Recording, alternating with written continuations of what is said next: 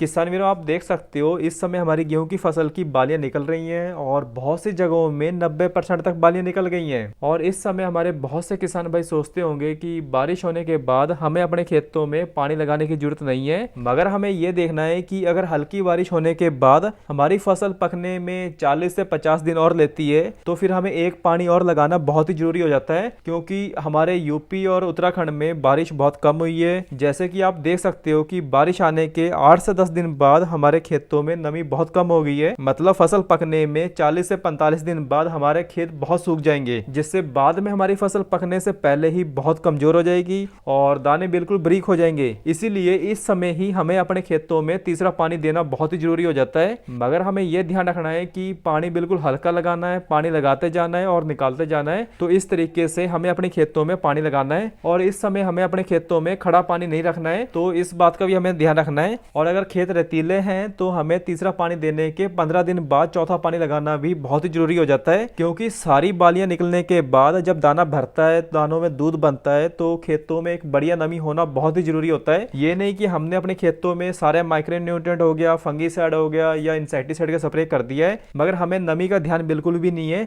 और किसान वीरों, इस समय पानी की कमी के कारण दानों का साइज बढ़िया तरीके से नहीं बनता है, दानों का वेट कम रह जाता है, जिसके कारण हमारी फसल की पैदावार में बहुत फर्क पड़ जाता है। तो इस बात का भी हमें ध्यान रखना है कि हमें अपने खेतों में इस समय भी पानी लगाना बहुत ही जरूरी होता है या फिर एक पर्याप्त नमी बनाना बहुत ही जरूरी होता है। और आप देख सकते हो कि आज हमने भी अपने खेतों में पानी चला दिया है। पानी बहुत ही तरीके से लगाना है, ज्यादा पानी नहीं लगाना है, हल्का पानी लगाना है, पानी लगाते जाना है, निकालते जाना है, जिसके बाद हमारी गेहूं की फसल का दाना बहुत ही बढ़िया तरीके से और वजनदार बनता है। बाकी तो आपने सारे माइक्रो न्यूट्रिएंट का स्प्रे कर ही दिया होगा और फंगीसाइड प्लस इंसेक्टिसाइड की स्प्रे प्री में कर दीजिए, वो भी बहुत ही जरूरी होता है। तो किसान वीरों, आज हमने अपने गेहूं की फसल में तीसरा हल्का पानी लगा दिया है, तो सोचा आपको भी याद करवा दें। धन्यवाद।